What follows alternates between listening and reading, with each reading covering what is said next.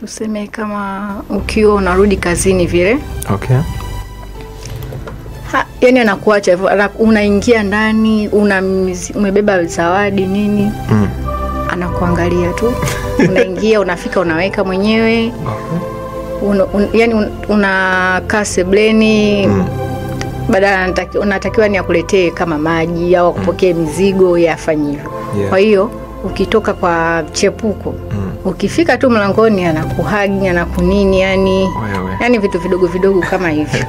Kwa hiyo mchepuko anakuwa anaweza kuvitimiza. Yani kuna vitu mchepuko anafanya kushinda mke, vingi zaidi kuliko mke.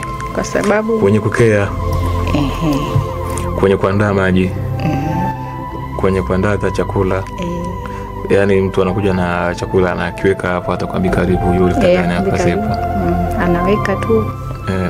Unamkuta kaka hapo pembeni na simu. Ana habari. Unakula au unakuta amekutengea chakula hapo. Akimaliza hapo anaondoka, anaenda kulala au kwa mchepuko anakuwa na cover vile. Anakuwekea hapo, anakukaribisha.